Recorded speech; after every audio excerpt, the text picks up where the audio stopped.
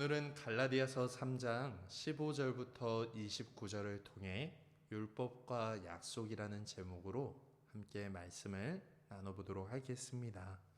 오늘의 설교 주제는 성도는 예수님을 믿음으로 약속하신 유업을 상속받게 되었다라는 것을 알아야 한다라는 주제를 가지고 오늘 함께 말씀을 나눠보도록 하겠습니다.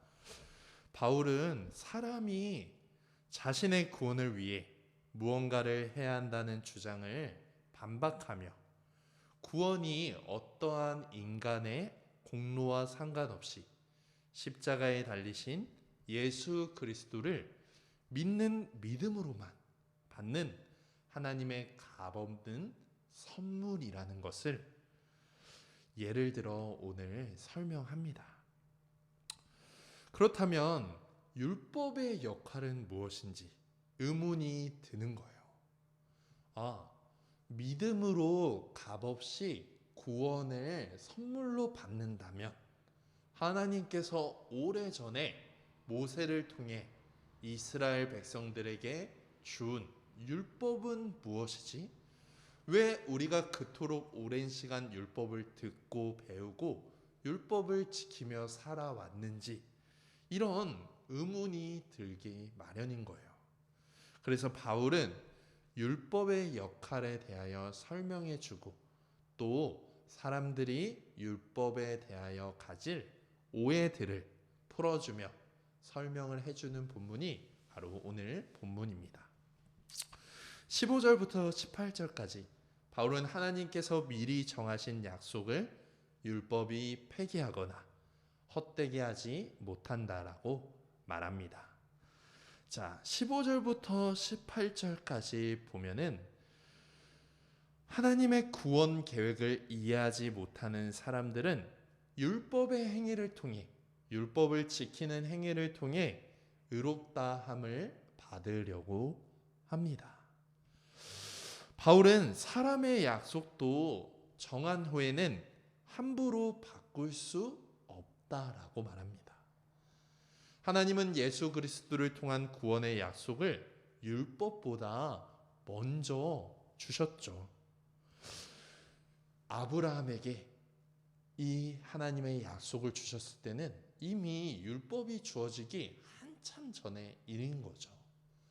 또한 이스라엘 백성들을 애굽에서 건져내시고 홍해를 건너게 하신 일도 율법을 주시기 전에 한참 전에 일어난 일인 거죠. 이처럼 시간상의 순서로도 율법보다 약속이 먼저 주어졌다라는 것을 우리는 알 수 있습니다. 하나님이 먼저 우리에게 하신 약속을 430년 후에 생긴 율법을 지켜야만 구원받을 수 있습니다 라고 말하며 율법주의를 주장하며 바꿀 수 없다라는 것입니다. 15절과 18절을 통해서 첫째로 성도는 약속, 언약의 내용을 바르게 알아야 합니다. 하나님 앞에 나아가기 위해서는 율법을 지켜야 한다라는 이 주장은 하나님이 하신 약속을 헛되게 하는 주장입니다. 아까도 여러분에게 말씀드렸듯이 하나님이 아브라함에게 구원을 약속하신 일 이후 430년이 지난 후에 율법이 주어졌습니다. 그런데 이것을 잘못 생각하면 어떻게 생각하냐면 하나님이 원래는 약속하셨는데 율법을 주신 걸 보니까 이제 하나님의 계획이 바뀌었구나. 아브라함에게 약속하신 복을 받으려면 이제는 믿는 것만으로는 안 되고 이 율법을 지켜야 되는구나 라고 잘못 생각할 수 있다라는 것입니다. 이것은 하나님의 생각이 바뀌셨구나 라고 주장하는 것입니다. 하나님이 약속하신 것이 아니라 우리의 행위에 근거하여 구원해 주시겠다라고 하나님의 계획과 하나님의 뜻이 바뀌었다라고 주장하는 것입니다. 그런데 여러분, 하나님이 그 약속하신 것을 바꾸시는 분일까요? 하나님의 약속은 무엇으로도 바꿀 수가 없습니다. 성도는 그러므로 율법주의가 주는 거짓 약속에 빠지지 않아야 합니다. 그것은 예수 그리스도의 십자가를 부정하게 하는 것이고 하나님께서 하신 약속을 바뀌었다, 이제는 다르다 라고 말하는 아주 잘못된 것입니다. 성도는 약속을 믿기만 하면 되지 율법을 지켜야 하는 것이 아닙니다.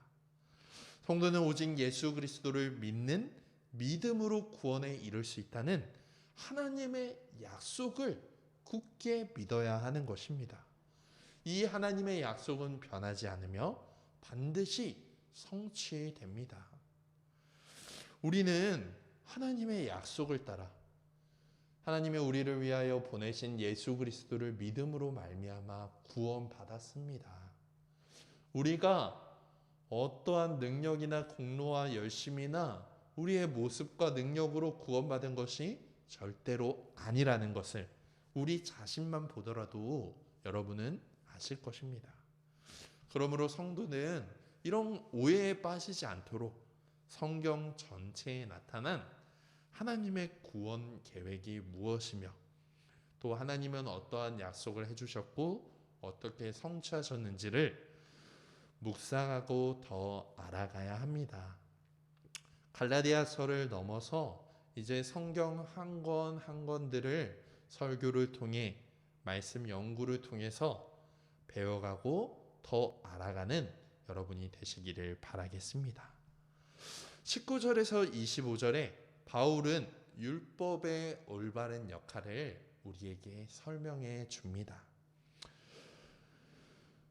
19절에서 22절을 먼저 보면은 바울은 약속에 대해 말하고 있다가 왜 율법이 약속 이후에 더해졌는지를 우리에게 설명해 주고 있습니다. 율법은 우리를 구원하려고 주신 것이 아닙니다. 율법은 우리를 구원하기 위해 준 것이 아니라 우리의 죄를 말해 주려고 우리에게 주신 것입니다. 율법은 우리에게 죄가 무엇인지 알게 하려고 나중에 우리에게 더해 주신 것입니다. 율법은 예수 그리스도를 믿는 자들에게 약속을 주기 위해 온 세상을, 모든 사람을 죄 아래에 가두었습니다. 죄 가운데 이렇게 가두어서 움직이지 못하게, 옴삭달싹 못하게 만들었다라는 것이 아닙니다. 이 말은 무엇이냐면 율법은 어떤 역할을 한다 그랬죠? 죄가 무엇인지 깨닫게 하는 역할을 한다고 했죠. 그것을 기준으로 해서 모든 사람들이 자기 자신이 죄인이구나라는 것을 알게 해주는 것입니다. 우리는 하나님의 법인 율법을 지킬 수도 없는 죄인이며 율법을 지킬 능력도 없는 아주 죄인이라는 것을 알게 해주는 것입니다. 율법은 우리가 죄인인지를 알게 해주지만 우리를 구원할 능력은 없는 것입니다. 그래서 율법이 세상을 죄 아래에 가두었다라는 것은 모든 사람이 죄인이라는 것을 알게 해주었고 율법을 지킴으로는 우리가 구원받을 수 없다라는 존재임을 알게 해주었다라는 말입니다. 23절에서 25절을 보면은 믿음이 오기 전에 우리는 율법 아래에 매인바되고 계시될 믿음의 때까지 갇혀 있다라고 말합니다. 매인바되고 갇혔다라는 것은 어떤 말이냐면 군인들에 의해서 완전히 포위되고 갇힌 그런 상황들을 말합니다. 또한 율법은 우리에게 초등교사가 됩니다. 초등교사는 부모를 대신해 자녀를 지도하고 감독합니다. 결국 군인들이나 초등교사나 둘 다 우리가 예수 그리스도를 만날 때까지 우리를 억압하고 감시하고 가두는 역할을 하는 것입니다. 결국 율법은 우리가 그렇게 죄 가운데 율법 아래 갇혀있던 자가 예수 그리스도께서 오심으로 우리가 구원받겠구나 라는 소망을 가지며 그 날을 기다리며 예수 그리스도만이 우리를 구원할 수 있구나 라는 것을 알게 함으로 예수 그리스도께로 우리를 인도하여 우리가 그분을 믿음으로 말미암아 구원받게 하는 역할을 하는 것입니다. 율법은 우리가 죄인인 것을 알고 또 우리 스스로는 그 죄에서 벗어날 수 없는 자임을 알게 하고, 그럼 누가 나를 구원하냐? 바로 예수 그리스도께서 우리를 구원하시겠구나 라는 것을 알게 함으로 예수 그리스도께로 나아가 그분을 믿음으로 구원받게 하는 역할을 하려고 우리에게 주신 것입니다. 우리를 구원받게 하려고 주신 것은 아닌 거죠. 그러므로 성도는 율법의 역할, 예수 그리스도께로 인도하는 역할을 바르게 알아야 합니다. 율법은 죄가 무엇인지를 깨닫게 합니다. 하나님의 율법의 기준으로 볼 때 자신이 죄인인 것을 깨닫게 하고 나의 죄를 위하여 십자가에서 죽으신 예수 그리스도를 믿게 하려고 주신 것입니다. 성도는 이제 나 자신에 대한 희망을 포기하고 죄인인 자신을 깨닫고 자신의 죄를 회개함으로 예수님께만 희망이 있다라는 것을 가지고 살아가야 합니다. 이렇게 예수 그리스도께로 나아가는 우리에게 일어나는 놀라운 변화가 무엇입니까? 26절에서 29절까지 바울은 이야기합니다. 예수님을 믿음으로 하나님의 아들이 되어 유업을 이을 자가 된다라는 놀라운 소식을 우리에게 전해줍니다. 26절에서 29절까지의 말씀을 제가 한번 읽도록 하겠습니다.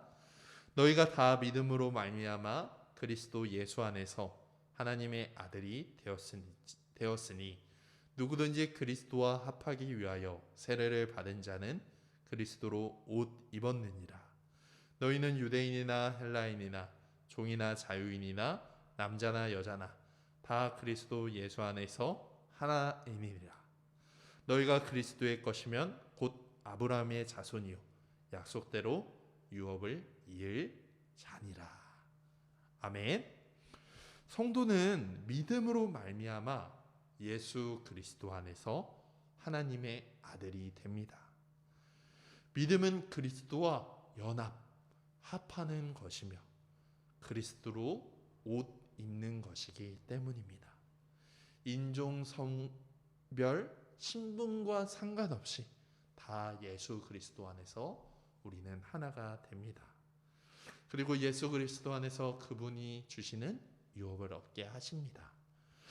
자, 이것을 우리는 더 알아보기를 원하는데요. 26절, 29절을 통해서 성도는 예수님을 믿음으로 하나님의 아들이 되어 유업을 받는다는 것을 꼭 기억해야 합니다. 26절에서 29절을 우리가 살펴보면 우리는 예수님을 믿음으로 어떤 유업을 받게 되는 것일까요? 먼저 예수 그리스도를 믿을 때 우리는 성령님을 받습니다. 이것은 구약에서부터 약속된 것일 뿐만 아니라 예수님께서도 우리에게 약속해 주신 것입니다. 성경은 성령님을 받는다는 것을 다른 말로 세례를 받는다라고 표현합니다. 성경은 세례를 받았다라는 것을 믿음으로 성령을 받았다라는 것을 말합니다. 세례를 받는 것은 성령님이 내 안에 계시다라는 것을 말씀해 주는 것입니다. 세례를 받는 것은 성령님을 받는 것이다 라고 성경은 말합니다. 우리가 복음을 믿고 있다면 성령님을 받은 것입니다. 우리가 성령님을 받는다는 것은 꼭 불이 막 타오르는 것처럼 어떠한 신비한 체험을 통해서 성령님을 받는다라고 오해할 수 있습니다. 그런데 성령님을 받는다는 것은 어떻게 알 수 있냐면 정말로 내가 예수님을 믿고 있는지, 정말 그 복음을 내 마음속으로 동의하고 그것을 신뢰하며 받아들였는지라고 물었을 때 네! 라고 말하며 그 복음을 따라 정말 믿으며 참된 생활을 하고 있다면 참된 믿음을 가지고 있는 것이며 성령님을 받는 것입니다. 그렇게 참된 믿음을 가지고 있어서 성령님을 받은 사람이 이렇게 고백하는 거예요. 제가 참된 믿음을 가지고 평생을 하나님의 말씀대로 교회를 위하여 살아가겠습니다. 라는 이 고백을 교회에서 의식적으로 행하는 세례식 때 물 세례를 통해 성령님을 받은 성령 세례를 공적으로 모든 교회 앞에서 확증받게 되는 것입니다. 물로 씻는 이 세례 의식이 의미하는 바가 내 안에 오신 성령님으로 말미암아 내 죄가 깨끗이 씻겼다라는 것을 상징할 뿐만이 아니라 성령님이 충만히 우리 안에 부어졌다라는 것을 형상화하는 것을 보여주는 것입니다. 우리가 구원을 받았다라는 것은 반드시 이 성령 세례를 받는 것입니다. 로마서 8장 9절에 말씀합니다. 누구든지 그리스도의 영이 없으면 그리스도의 사람이 아니니라. 성령님은 그리스도의 영입니다. 그러므로 믿음으로 성령님을 받는다는 것은 그리스도를 내가 예수님을 완전히 받는다라는 것을 말하는 것입니다. 성령님은 이 땅에 오셔서 예수 그리스도를 증언하시고 우리와 함께 하시며 모든 은혜와 복을 우리에게 베풀어 주십니다. 어떤 복을 베풀어 주시죠? 우리가 말씀을 깨닫게 하시고 또 우리가 어떠한 상황 가운데 말씀을 떠오르게 하십니다. 그래서 말씀대로 우리가 살아갈 수 있는 능력을 성령님께서 주시는 것입니다. 더 정확히 말하면 그리스도께서 성령님을 통해서 우리 안에 임하시고 영원토록 떠나지 않으시며 우리와 함께 하신다는 놀라운 복을 주시는 것입니다. 성령님으로 그리스도와 연합한다면 더 이상 우리는 우리가 아닙니다. 그리스도가 우리 안에서 우리와 함께 살아가고 있기 때문입니다. 그렇게 믿음으로 성령님을 받는 자는 그리스도와 연합합니다. 이것을 오늘 말씀에 그리스도로 옷 입었다 라고 이 말로 설명합니다. 여러분, 옷을 입는다라는 것은 그 당시 두 가지의 의미가 있다고 해요. 왕의 옷이나 요셉의 채색 옷과 같이 특별한 옷을 입음을 통해서 그 옷이 그 사람의 자격이나 신분을 나타내는 것입니다. 갈라디아서 3장 27절에 이렇게 말씀합니다. 누구든지 그리스도와 합하기 위하여 세례를 받은 자는 그리스도로 옷 입었느니라. 그리스도로 옷 입었다.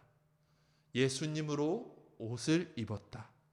바로 예수님과 내가 연합했다, 하나가 되었다 라는 뜻입니다. 내가 예수님 안에 있고 예수님이 내 안에 계시다라는 것을 보여주는 것입니다. 예수님과 내가 완전히 하나 합해진 것입니다. 우리의 신분과 자격이 완전히 달라지는 것을 의미합니다. 누구로요? 예수님으로 달라지는 것을 말합니다. 내가 원래 완전히 새까만 죄인이었습니다. 그런데 이제 예수 그리스도로 옷 입는다는 것은 내 죄가 완전하게 깨끗하게 하얗게 가림을 받는다는 것을 말합니다. 하나님이 우리를 볼 때 예전엔 죄인인 나 이성우를 보았다면, 그런데 내가 예수 그리스도로 옷 입는 순간 하나님이 나를 볼 때 누구로 보신다고요? 예수 그리스도로 봐주신다는 거예요. 나를 예수 그리스도와 연합한 예수 그리스도로 봐주신다는 것입니다. 여러분, 어렸을 때 양의 탈을 쓴 늑대 이야기를 들어보셨을 거예요. 늑대가 양의 탈을 썼잖아요. 그래서 늑대가 겉으로 보기에는 양과 같아 보이는 거예요. 그래서 속는 거잖아요. 이처럼 하나님께서 우리 같은 죄인을 예수 그리스도와 연합하러 예수 그리스도로 옷 입으면 우리를 예수 그리스도로 그대로 봐주신다라는 거예요. 하나님이 잘 속으시네? 우리가 양의 탈을 쓴 늑대처럼 죄인인 우리가 예수 그리스도로 옷 입었다고 하나님이 속으시네? 라고 생각할 수 있어요. 그런데 이런 건 아니죠. 예수 그리스도로 옷 입었다라는 것은 늑대가 양의 털을, 우리가 어떤 탈이나 옷을 입어서 우리를 잠시 가리는 것이 아닙니다. 우리가 단순히 옷만 걸치는 것이 아니라 예수님과 완전히 하나가 되었다라는 거예요. 그래서 우리를 예수님으로 완전히 여겨주신다라는 거예요. 여러분, 우리가 어떤 옷을 입느냐에 따라서 우리의 행동과 말이 완전히 달라집니다. 우리가 결혼식이나 어디에 초대되어져 옷을 잘 차려입고 가게 되면 우리가 막 뛰어다니고 함부로 말하거나 함부로 행동하지 않는 거죠. 그러면 우리가 예수 그리스도로 옷 입었다면 우리는 어떻게 되는 걸까요? 우리도 우리의 마음대로 함부로 살아가지 않습니다. 우리의 말과 행동과 생각과 모든 것이 예수님처럼 바뀔 수밖에 없습니다. 우리가 연약해서 또 죄를 짓고 넘어질 수도 있겠지만 하나님은 우리가 죄를 짓고 넘어지는 것만을 보는 게 아니라 우리가 입고 있는 옷, 예수 그리스도를 바라보십니다. 예수 그리스도 안에서 그분의 능력으로, 그분의 십자가의 보혈의 은혜로 다시 일어나 하나님께로 나아가는 우리를 바라봐 주시는 것입니다. 이제 우리는 우리가 아닙니다. 갈라디아서 2장 20절에서 우리가 읽고 묵상하며 알게 되었잖아요. 내가 그리스도와 함께 십자가에 못 박혔나니 그런즉 이제는 내가 사는 것이 아니요 오직 내 안에 그리스도께서 사시는 것이니라. 아멘. 이제 나는 죽고 내 마음대로 하려는 생각과 행동이 죽었습니다. 예수님께서 대신에 살아가십니다. 예수님의 말씀대로 생각하고 행동하며 그분의 뜻대로 살아가도록 하십니다. 우리 안에서 예수님이 우리와 함께 살아가시기 때문이에요. 우리는 예수님으로 옷 입은 자가 되어 어느 날 하나님 앞에 서게 될 것입니다. 그래서 하나님의 나라, 하늘나라, 천국에 들어가 그 잔치에 참여하게 될 것입니다.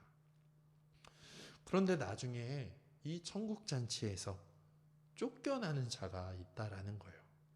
누가 쫓겨나게 될까요? 바로 예복을 입지 않은 사람이 쫓겨납니다. 천국에서 사람들을 초대하고 잔치를 시작하려고 했습니다.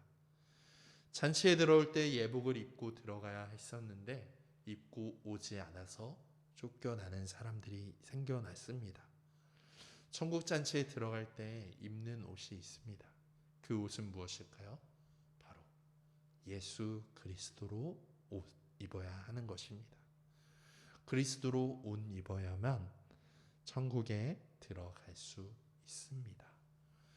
믿음으로 예수 그리스도와 연합하여 예수 그리스도의 옷을 입고 있다면 우리는 하나님 나라 하늘나라 천국 잔치에 들어갈 수 있습니다. 그럴 때야만 하나님은 나를 죄인으로 보시는 게 아니라 예수 그리스도로 옷 입은 자 그리스도로 보시는 것이기 때문입니다. 우리가 믿을 때 부어지는 놀라운 은혜인 것입니다.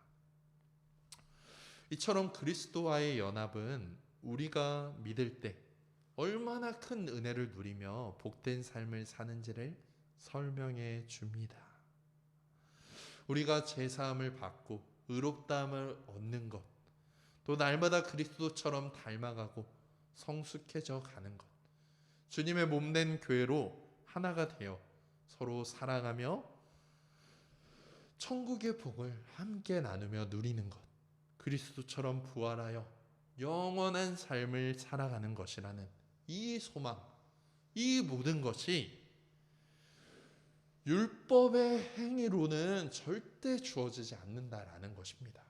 할례를 받아서 우리의 노력과 열심으로 우리의 능력으로 어떤 것을 성취하고 이룸으로 우리가 가진 것으로 이룰 수 없다라는 거죠. 율법이 아니라 하나님께서 우리에게 주신 약속. 어떤 약속이요? 예수 그리스도를 믿음으로만 예수 그리스도 안에서 거하여야만 가능하게 될 거다라는 약속으로 이 모든 것을 받게 된다라는 것입니다. 그러므로 우리 인생에서 가장 중요하게 일어난 일을 말하라고 한다면 우리가 믿음으로 그리스도와 연합한 것이라고 말할 수 있습니다.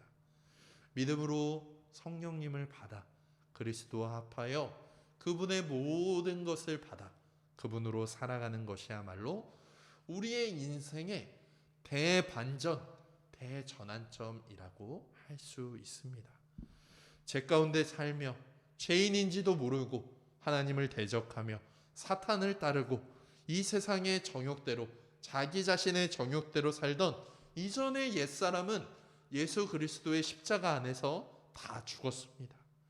이제는 예수 그리스도 안에서 새 사람이 되어 새롭게 살아갑니다. 우리 같은 죄인이 하나님의 저주를 받아 죽지 않을 수만 있는 것만 하더라도 말로 다할 수 없는 은혜요 감사할 것입니다. 그런데 하나님은 여기에서 멈추지 않으셨습니다. 우리에게 측량할 수 없는 은혜를 베푸셔서 그리스도 안에서 모든 복을 누리게 하십니다. 그리스도 안에 거하는 자, 그리스도로 옷 입은 자가 되게 하십니다.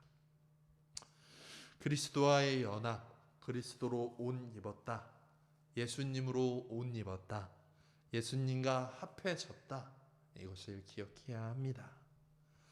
여러분, 그러므로 매일 집에서 나오기 전에 옷을 입으실 때마다 내가 율법의 행위, 나의 힘으로 구원받은 나 자신이 아니라 하나님의 약속을 따라 구원받아 예수 그리스도로 옷 입어 예수님으로 함께 살아가는 자가 되었구나 라는 것을 매일 기억했으면 좋겠습니다.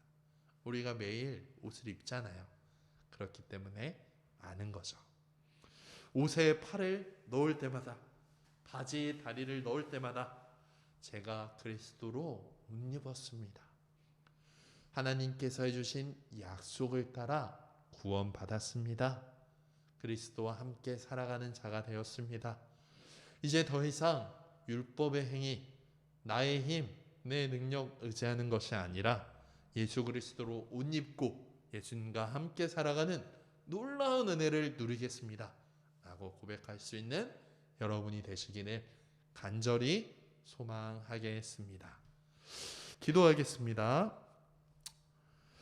사랑의 하나님 감사합니다. 갈라디아서 3장 15절에서 29절을 통해서 우리는 율법을 통해서가 아니라 하나님께서 약속하신 약속을 통해서 그 약속을 따라 보내주신 예수 그리스도를 믿음으로 말미암아 구원받아 성령님을 받아 그분으로 옷 입어 그분의 놀라운 복을 누리며 살아갈 수 있는 자가 되었음을 알게 되었습니다.